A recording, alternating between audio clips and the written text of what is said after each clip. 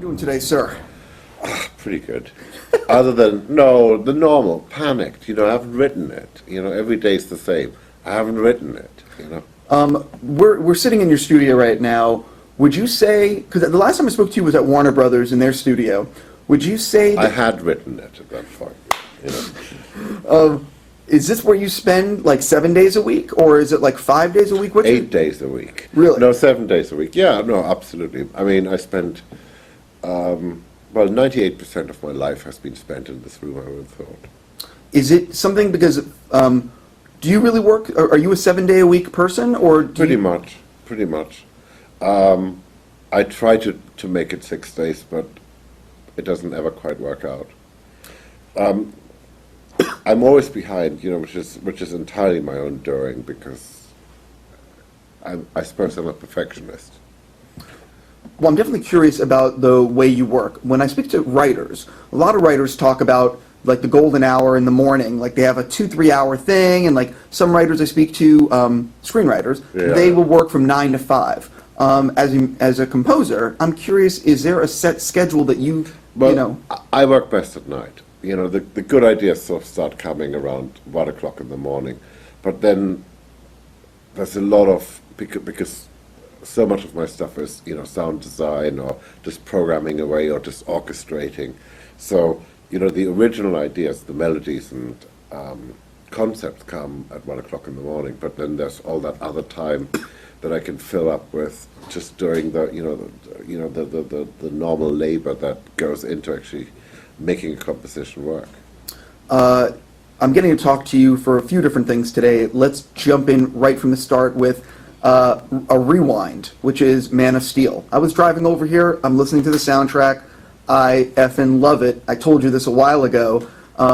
Now that people have had a chance to hear it, again, one of my favorites of the year, has it been sort of like gratifying to put that much work and time in and people being so enthusiastic about it? Well, there's sort of two stages which I love. The creative process, the actual making it. Just process is great. I mean, that's sort of my favorite part. And then the other favorite part is the first time we actually show it to an audience. And you actually make it for people, and people are loving it, and people are really enjoying it. Those are the moments that I love the most. Going to the premiere party is about the thing I dread the most. Yeah, I'm not good outside this room. I love being in here and making things. And so I suppose I'm relatively dull. Well, I'm definitely.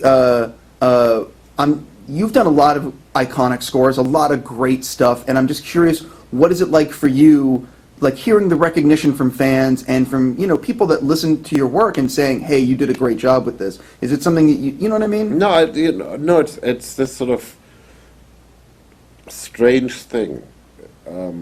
I write a piece of music and I sort of write it here, and in this complete privacy.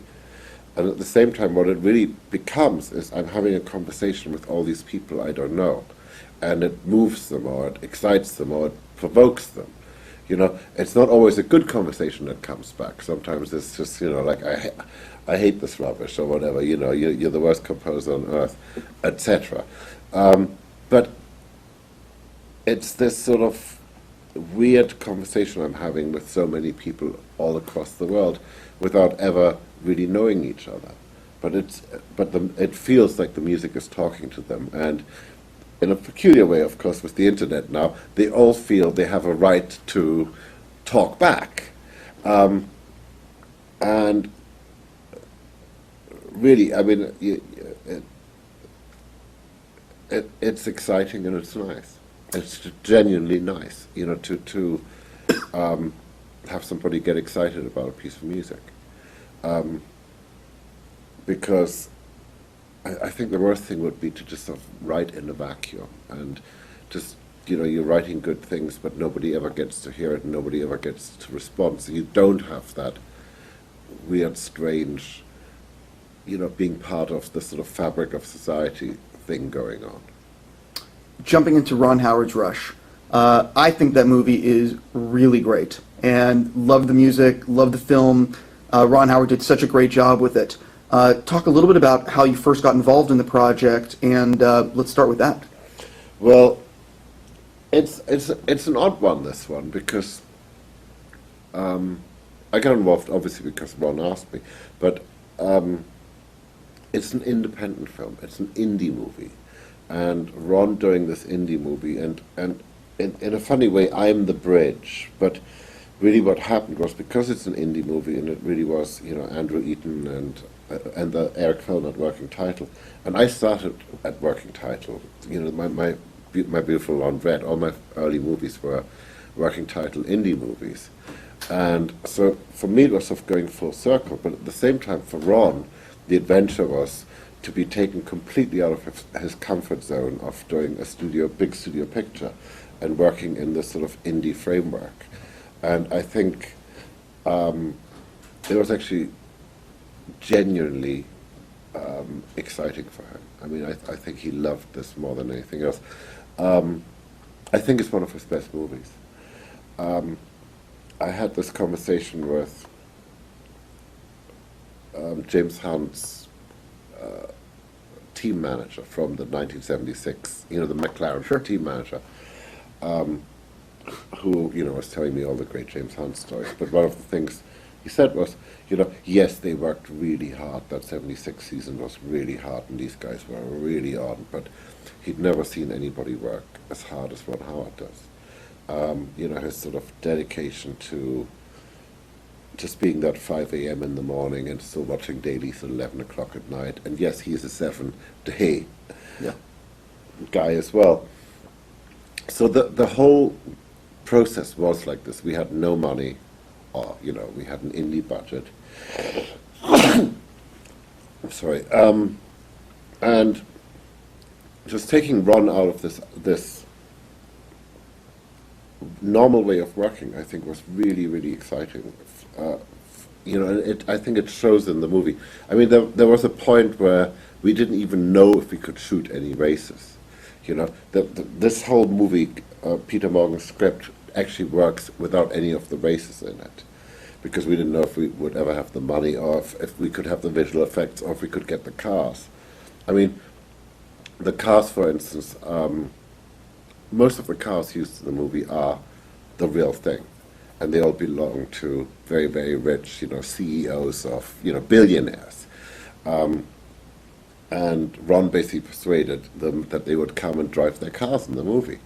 And sometimes he felt a little bit peculiar, telling some CEO of some multi-billion corporation, hey, can we do another take, or can you just wait a bit, or whatever, what if the guy got a message on his BlackBerry that his company was tanking or something, and he'd suddenly lose his driver or something like that. So the whole thing was done in that sort of very indie style, whereby we just make things up as we went, and it was a very nice way of working. I'm definitely, with writing the score for that film, for Rush, were you looking at dailies? I'm definitely talking a little bit about the writing process on it, and also, has the writing process changed along the way? Well, so here's again, I suppose, where this working title, Peter Morgan, Ron Howard thing sort of played us off a big role, because we all knew each other. So as soon as Peter had written the script, I got to see it. And then we all got together in a room and we just started talking about the music. And partly we were talking about songs, because, it's a period piece. So we were talking about the songs which we would like to have, which of course we could never afford. And we were just talking about, what should the score do? So really the concepts were sort of done before Ron ever went out to shoot. I sort of knew what I wanted to write, sort of knew what the sound was going to be like. Plus, I knew that the main sound, the main instrument in this movie was going to be the roar of the engines. And so how was I going to go and navigate around this? And again, this is sort of where it comes back to Peter's words, because at the end of the day, it's really a character piece. So the racing parts were less important, but how to balance those characters out. And Peter always does this thing to me, whereby he writes these characters. In a normal movie, you have the bad guy and you have the good guy, and you know where you're heading. Peter always writes these balanced characters, and so it becomes really tricky because the music can easily tip your character in the wrong way. I mean, in Frost Nixon, the last thing I wanted to do was make Richard Nixon into a sympathetic character. I understand exactly what you're saying. So you were writing music before they were filming. I'm definitely curious. Were you writing, like, how much was written prior to seeing, like, the rough cut, if you will? You know what? But Dan and Mike, Ron's editors, who were the only two people really from his team, from his normal team, that were on this movie, they work so fast. So, we had certain sort of bits and pieces, and I had the beginnings of the main theme, but a lot of it was improvised. I mean, a lot of it was just sort of, we weren't trying to do a 70s score, but at the same time we were sort of embracing the thing that I knew really well to do, which is, form a band, get into a room, make music. So a lot of it was written literally with Ron just, being sort of part of the band, sitting, on the couch and, hey, what if the tune went this way? What if the tune went that way? What moves you? What do you think is appropriate? Is it too heroic? Is it, all those things. And even Peter Morgan hanging out in the room. So it became very, very collaborative. And different things would be taking place at different... I can't really remember what was written beforehand and was written during the process. Because one of the luxuries we actually had was we did have quite a bit of time of just sort of fiddling around with it and just playing around with it. Because there is quite a lot of visual effects work in this film, and that buys the composer a lot of time. I'm definitely curious about you. Obviously, you work all the time, but are you ever in here or at home or wherever and sort of coming up with things that maybe don't work for the particular project you're working on now, but you sort of are like, that's a really good melody, that's a really good thing? Not really. It's like, I wouldn't know how to write concert music or how to write a symphony or something like this. I need a story. I hang it onto the story. I hang everything onto the characters. And, I mean, Rush isn't a particularly melodious score, I mean, it's very often it's just textures and it's just exciting guitar stuff, etc. I try to let be good enough that it can stand up on its own 2 feet. I mean, I think if you listen to the soundtrack album, you're not going to be completely bored by it. But at the same time, I really need the story. I need the story more than I need the images. I put on Twitter that I was going to be talking to you today. A number of people wanted to know if you are definitely working on the Spider-Man sequel, and let me start with that. I am. So I have a question from someone, and I thought it was very, very good. If you're scoring the Spider-Man sequel, will you throw a call back to Spider-Pig from the Simpsons movie?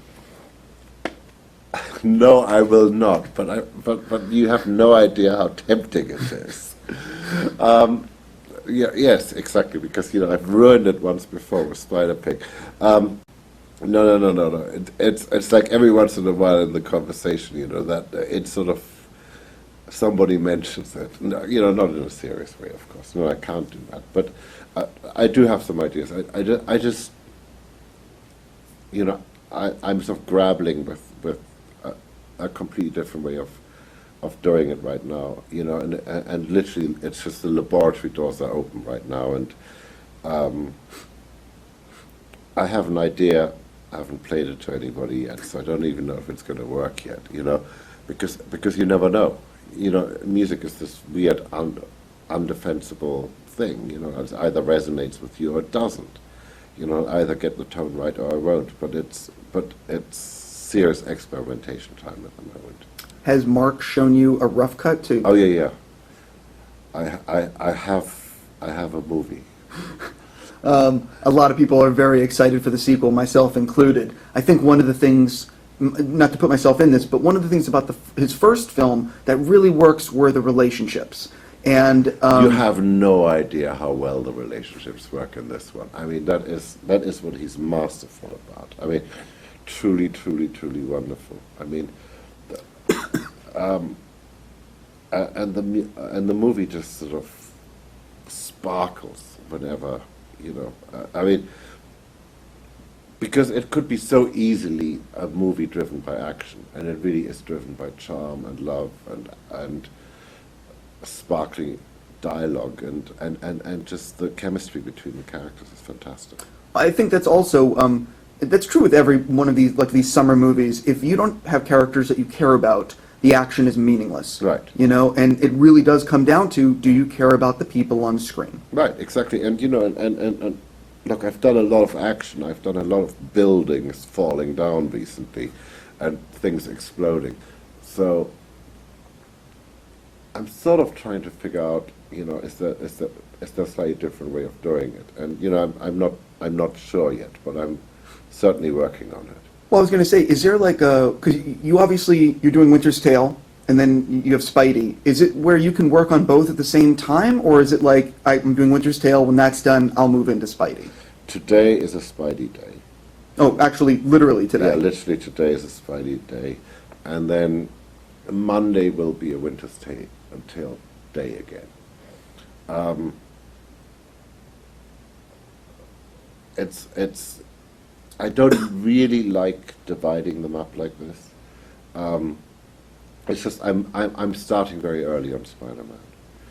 They're still in a rough cut sort of.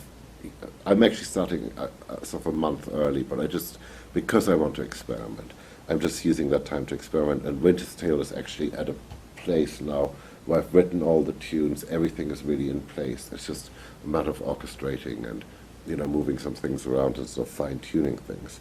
So really my main focus right now is Spider-Man. And at the same time, at the back of my mind, constantly I'm inventing stuff for Interstellar. That was going to be my next thing that I was going to, believe me, when I put on Twitter I'm talking to you, you can be assured that the Nolan questions pop up in a exponential level. Obviously, I loved Inception, the music you did. And Interstellar sounds, from what I understand, sounds awesome. I mean, this is Nolan. So is there added pressure when it's a Nolan movie, and especially with the reaction from people? Only insofar that weirdly, I'm a bit ahead on that one.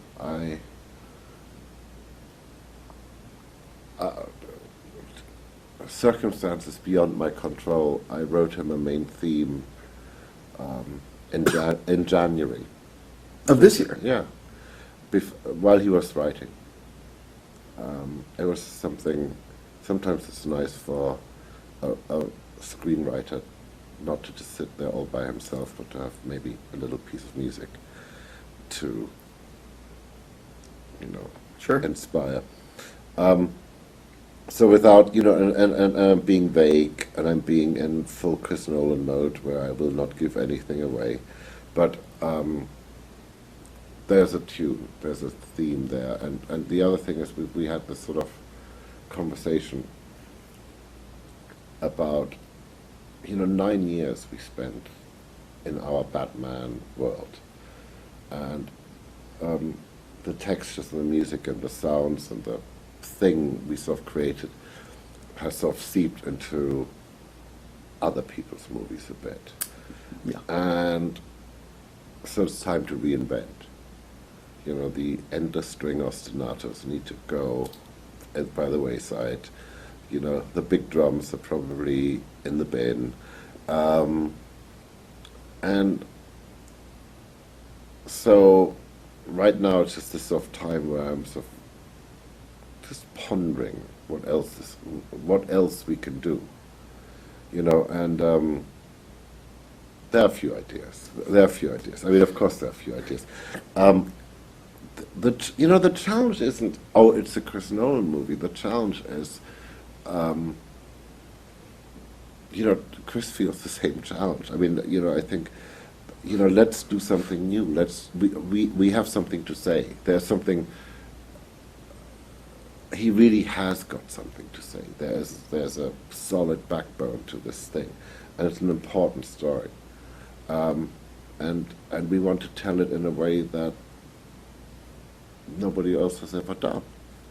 And the same goes for the music, of course. In a strange way, it was odd having to, and thank God, it became this sort of stopping point after the third one. We are done with Batman. Because when James Newton Howard and I started on the first one, we did it together, really, we never thought we would have to go and stretch this sort of material over 3 movies. I mean, the whole point was I was trying to do this sort of minimalist thing, which would survive, Sure. for 2 hours in one movie, and then it had to come back, and it had to come back yet again, and the weird way it sort of became so much part of the sort of action movie vocabulary. It really started to dilute us, what we were doing. And, people always blame the temp or, whatever, somebody temps it because it comes from a successful movie. It's not that. That's not why people temp it into other movies or why you hear that sort of style in other movies. It's actually because it works, and it's like Thin Red Line used to get temped into every movie. I mean, I remember one week seeing it in 4 completely different movies. One was a urban drama, one was a animated thing. I can't remember what the other 2 were, but this one piece from Thin Red Line worked in all of those movies very well as a temp, but Thin Red Line wasn't a great commercial success, so that's not what a director's after. A director's after something that moves him, and if they hear a piece of music that moves them, they would like to have something like it. So I don't think it was the success of the Batman movies really that made that style spread like a bad virus through so many other movies. It was just we came up with something that seemed to be appropriate for where we are and musically in time at the moment. 100%. I'm running out of time with you. I have 2 other questions I definitely want to ask. I loved your work on the Sherlock Holmes with Sherlock Holmes with Guy Ritchie, and a lot of people wanted me to ask. With the Guy Ritchie. The Guy Ritchie. A lot of people wanted me to ask if you're going to collaborate with him on Man from U.N.C.L.E. I have no idea, really honestly, because I just, once I'm really in full Interstellar mode, I'm just going to go and be in full Interstellar mode. And I think it just might not work out time-wise. I mean, look, I love Guy, and I'd love to do something else with him. But, if it's not this, then I'm sure, Sure. we'll meet up again. I definitely want to jump backwards as a little palate cleanser before jumping into something else. One of my favorite scores that you did was True Romance. I wanted to jump back to working with Tony Scott. And do you have any sort of memories of collaborating on that one? And what do you remember about that? God, hang on. I'm trying to be. Tony was a particular type of guy. I mean, he was so outrageous most of the time that you have to pick your stories very carefully because it's not even to protect the innocents. It's just.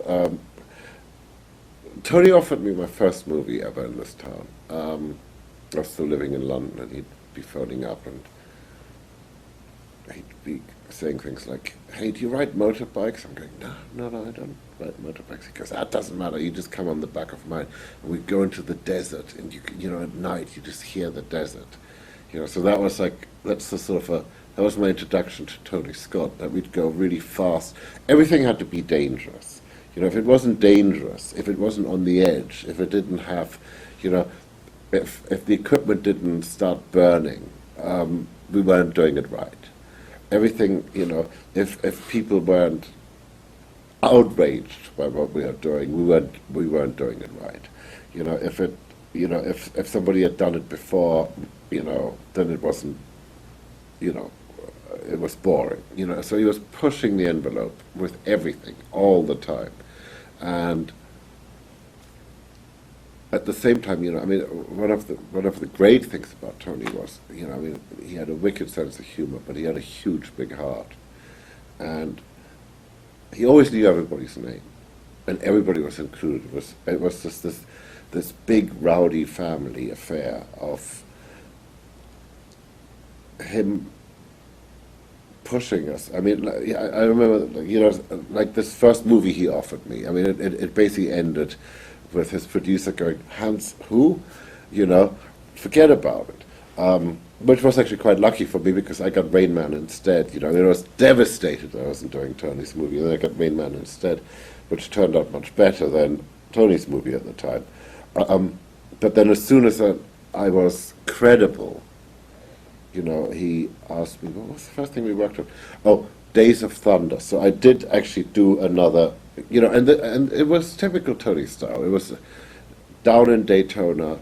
I went, he said, would I come down and meet the producers, Don Simpson, Jerry Bruckheimer. I went down there with a T-shirt on. We started to have this meeting, and they basically went, well, we're so behind schedule, if you leave now, we'll never get it done.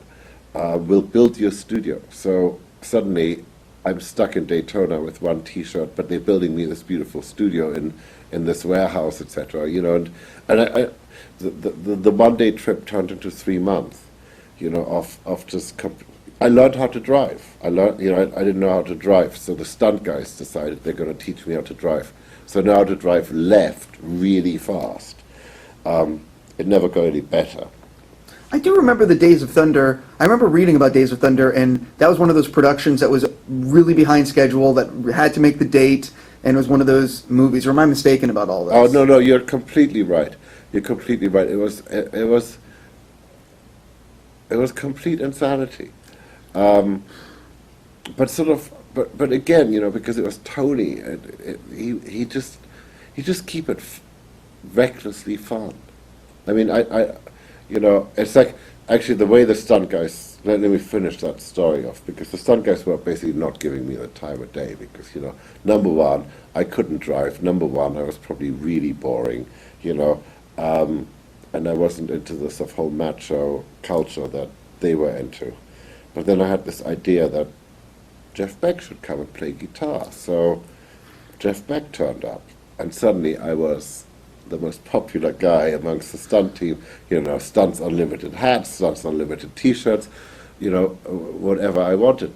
And I would go out to the set with Jeff, you know, and I'd see Tony do his thing, and he'd just try to explain to these stunt guys, you know, well, we still need these cars, so just tap him lightly on the back, you know, and they'd go around, and there was never any tapping lightly. Everything would just like explode, and then everything would shut down again, and people would try to rebuild these cars. It wasn't easy, put it that way.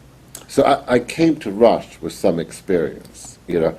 In fact, it was really helpful, you know, all the stuff I'd gone through on Days of Thunder. I definitely want to touch on, though, I want to get back to True Romance for 1 second, because there's a great little like melody, which I'm not going to do on, which I can't mimic. Yeah, it's this little waltz. Yeah. Do you remember working? Because I think True Romance is fucking awesome. Sorry to curse, and most people do too. It's just one of those melting pots of just. It's just great script, great direction, great acting, great score, great. It's just great. Well, the thing was, you know, I mean, look. It was a typical Tony thing. I mean, when he first came to me to let's do True Romance, he had a proper music budget, and it was going to be, you know, the normal thing. We were going to go and have an orchestra, whatever you do, you know. And then he went off to shoot the movie, and then he came back and he said, look, I'm really sorry, but I spent all the money. I have money left for 9 musicians.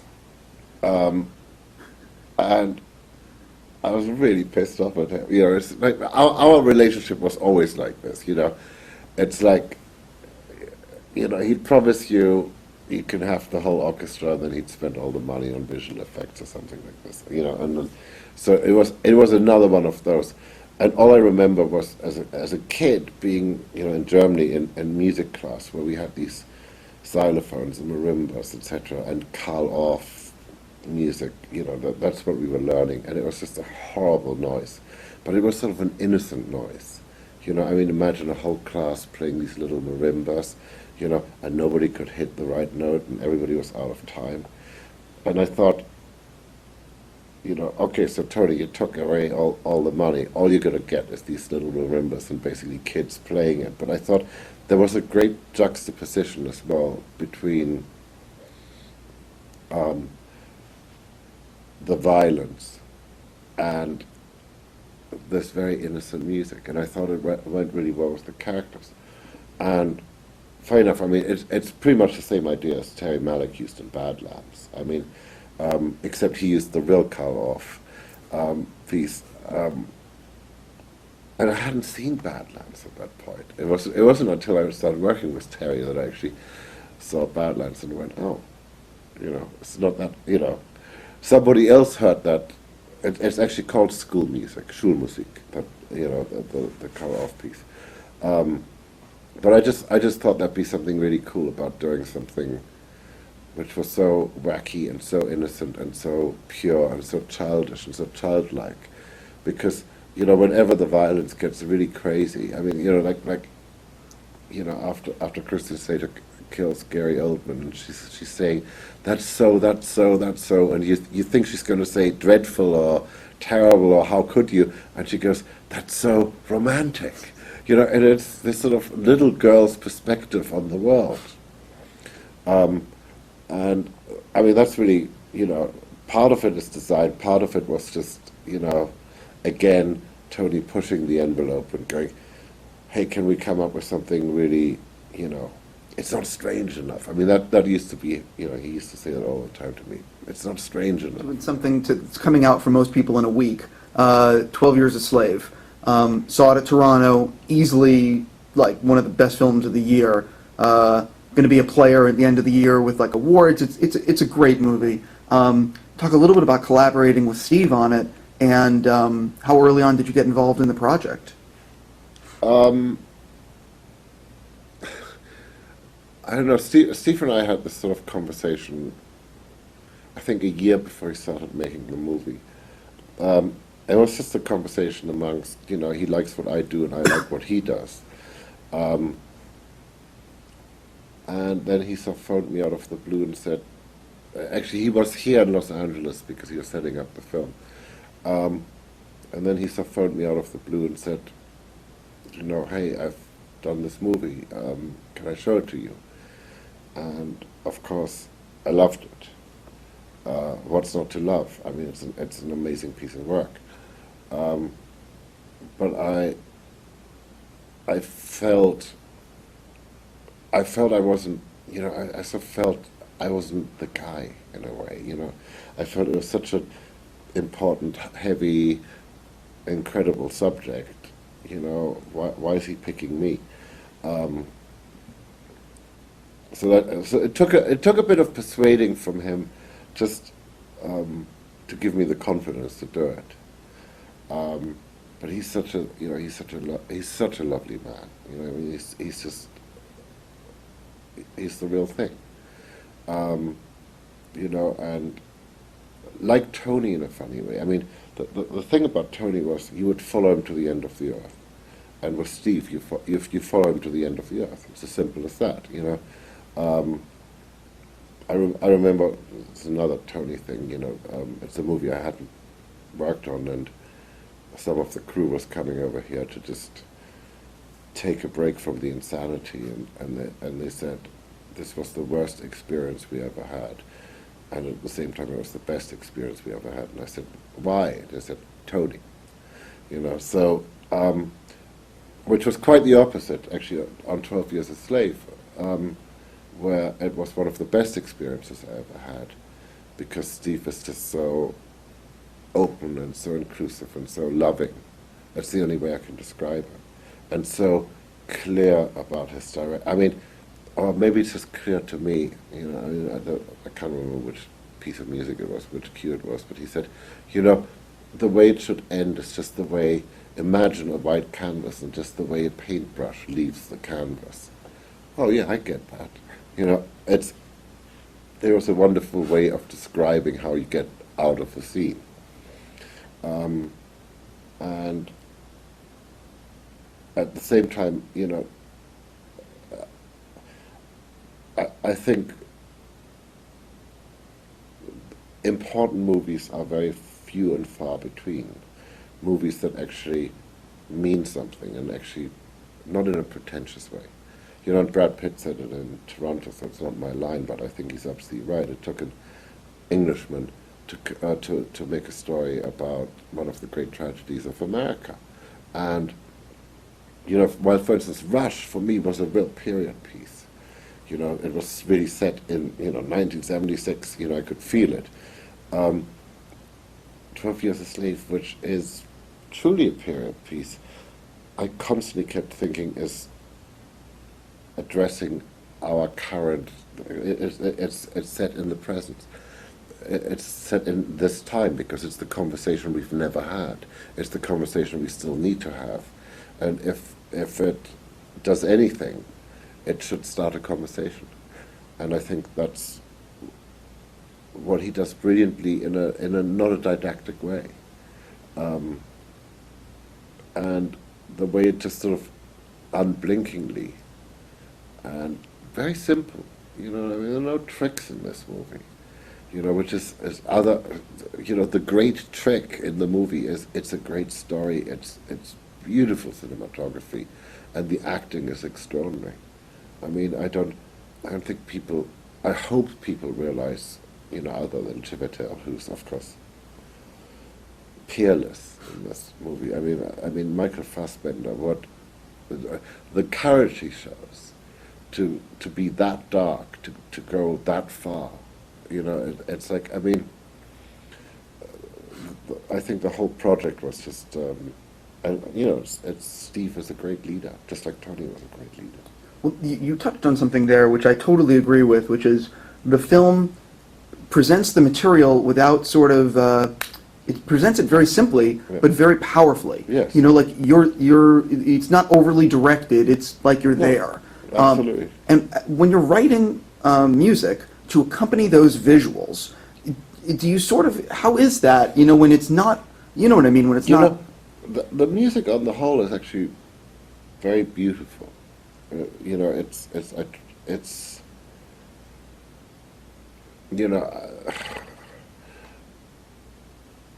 I'm trying to avoid really saying what I was trying to write because that's why I was writing music.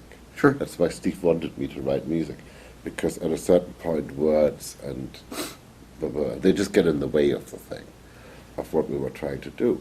But I think the music, other than in a couple of places, is never trying to be cruel or never try to show the, it never tries to make you feel sad or manipulate you in a certain way. It's actually quite translucent, and maybe in a funny way, it's sort of it's hopeful, and it's benign. But one of the things which Steve automatically brings out in you, he's a great artist, so you automatically, you write from a slightly different perspective. This man has, major art credentials. So it does come in, the aesthetics really do come into play.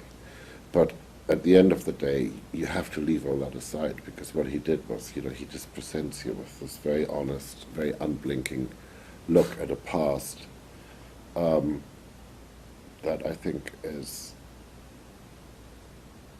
not dealt with. And, look, I'm a German. I think it took an American, Steven Spielberg, to make Schindler's List and address the Holocaust. And I think there's something interesting about foreigners coming in, and not not in a judgmental way. It really is not a movie that is judgmental in any way. It just describes, it just states that these were the times, those were the morals of the times. This is what happened to this man.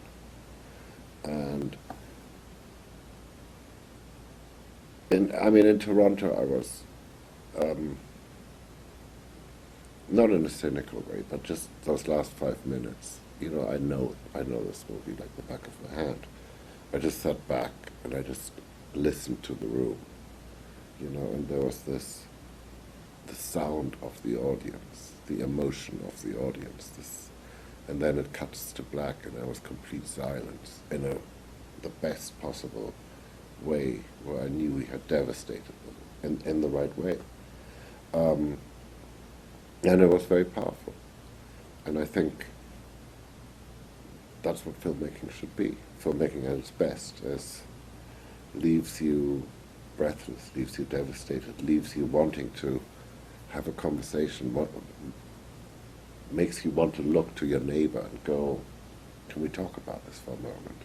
Because I can't quite deal with it just by myself. I think that 12 Years a Slave and Gravity both are phenomenal on so many levels, but those are the two I think that everyone are. I'm sure you're hearing the buzz on both films. Yes, absolutely. Those are the two. I definitely want to touch on a few other things, if you don't mind. A film that I'm looking forward to is Winter's Tale.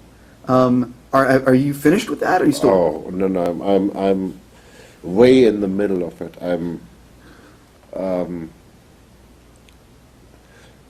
It's a labor of love. I mean, everybody thinks Hans is always working on these blockbusters, and we're talking about 3 pieces which were really made strictly because we needed to make them, because we loved them, because they are labors of love, and what better way to spend your time than work on a labor of love.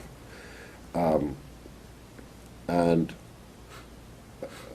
again, I mean, I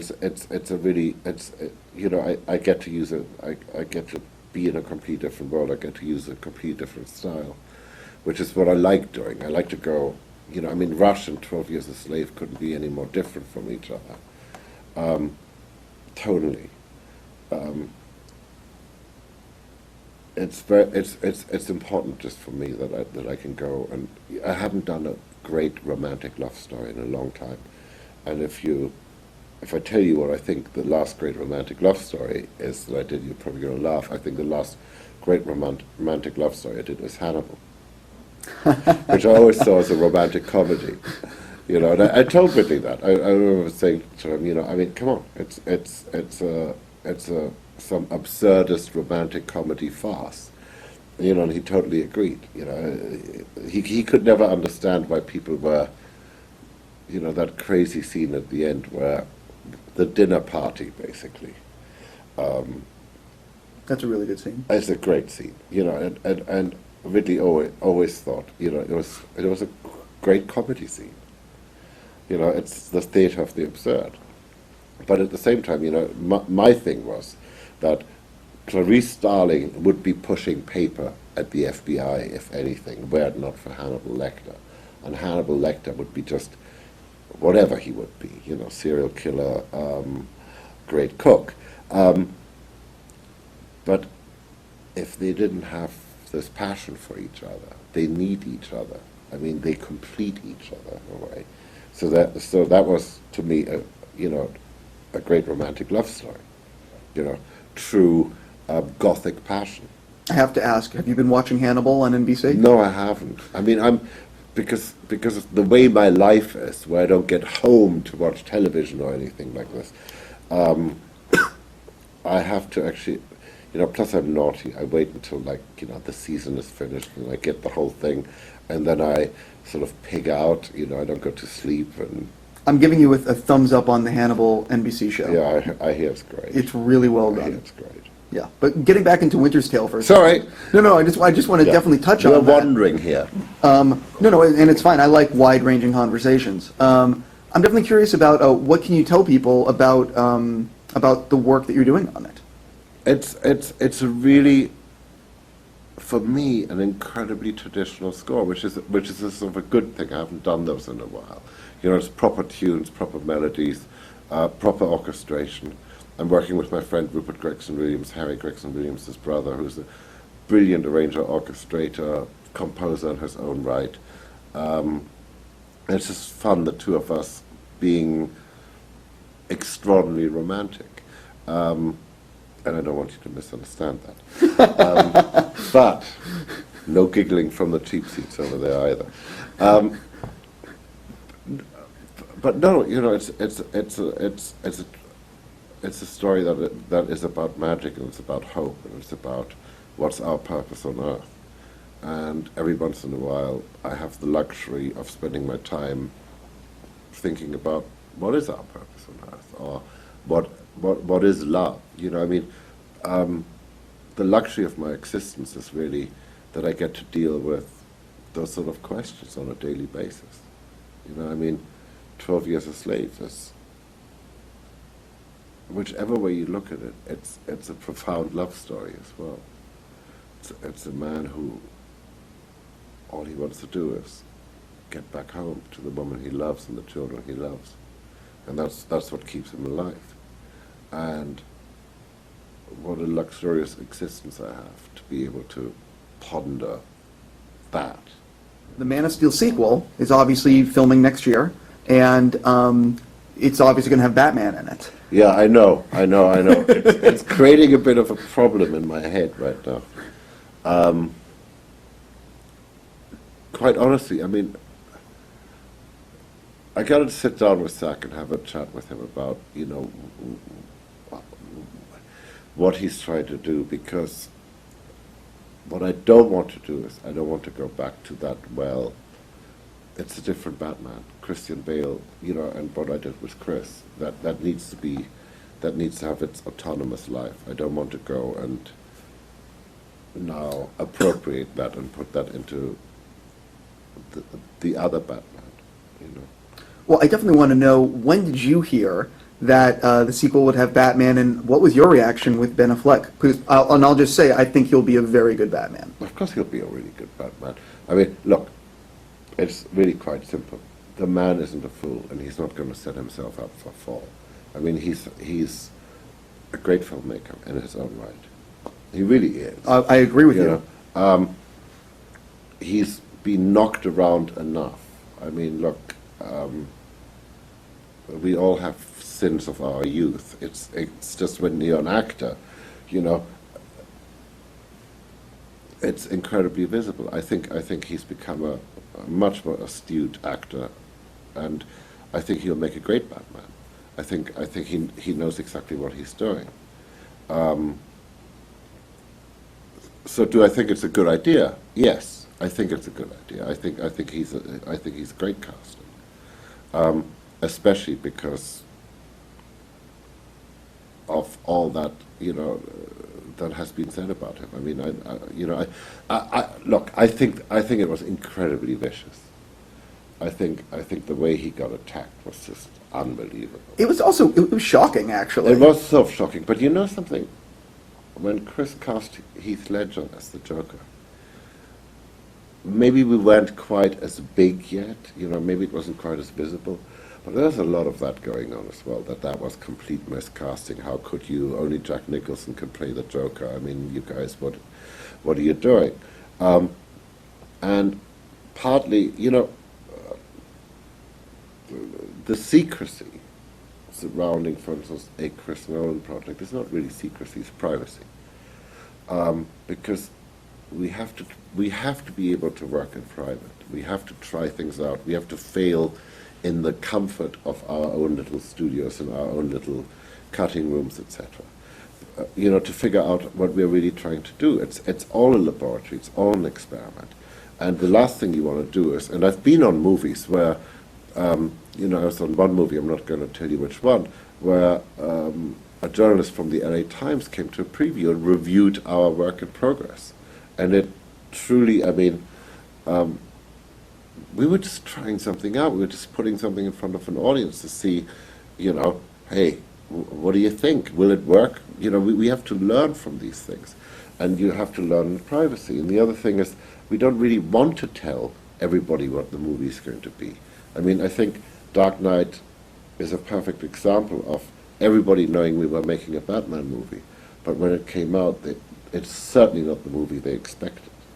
It certainly was different, and I think isn't that part of the joy, that we give you something that you don't expect? Listen, I'm in full agreement with you, and I've had this conversation with other people. I wish more movies were mysterious, and Yeah. I love what J.J. Abrams does and what Right. Nolan does, because the fact is, everything gets revealed. It's Absolutely. like it's so much better to walk in not knowing. Yeah. You know, but I definitely want to ask because I gotta go. If you have the conversation with Zach, and if he sells you on it, can you see yourself doing the sequel? Because as a fan, I want to see you doing it. But again, it would mean coming up with a new Batman theme. Well, yeah, I mean, you know, no, of course I can see myself doing it. You know, I mean, first of all, because I love working with Zach. I mean, we really had an enormous amount of. I think you can tell from that score we had a lot of fun. Definitely. And I think it was inventive. You know, once I got over the whole, oh my God, you know, I'm not as good as John Williams thing, but I'm different. Sure. You know, and it's different times, and you know, I just had a, you know, I mean, I am sensitive to criticisms, as is everybody else, you know. And somebody saying, oh, well, it wasn't like the John Williams thing because it didn't start off with the big fanfare and all that stuff. Our movie starts differently. There's no room for big fanfare. You can't have a big fanfare, you know, with the way we reveal this planet, we reveal the birth of this I'm child. going to interrupt you know? for a second and say that's absolutely, like, it's shocking to me because the first 45 minutes of Man of Steel is amazing. It is just flat out amazing. I'm saying it right here. I mean, everyone knows how I feel. It is, I want to say it one more time, amazing. So, whatever to anyone who doesn't agree. Yeah, but you know, it's like anything. I mean, look, I don't know what I'm doing. I just try to do my best. Sure. You know, and I try to enjoy the process, and I try to not let my, you know, fellow brothers down that are working on this film. You know, I don't try to let Zach down. You know, so in other words, you know, if Zach and I are having this conversation and I don't have an idea, you know, it will be more than one conversation as well. I mean, you know, Man of Steel was a few conversations before I came up with any ideas. You know, these things aren't easy, you know, because they have to come from an idea and they have to come from a concept. Some intellectual framework has to exist, and then the notes come from that. You know, and you have to have an idea that you can get excited about. But I don't know. I mean, if you've ever met Zach, you know, there's a guy that can get you excited. Yeah, he's filled You know, with passion he's and energy. filled with passion. You know, and that's the thing. You know, at the end of the day, I don't want to give up this life of feeling passionate about things, of getting excited about getting up in the morning, you know, of inventing, of trying things out, you know, of things going wrong, or, you know, the Tony method, as close to the edge as you possibly can get. You know, if the equipment isn't burning, you're not doing it right. I'm going to leave you on that because that's a great ending.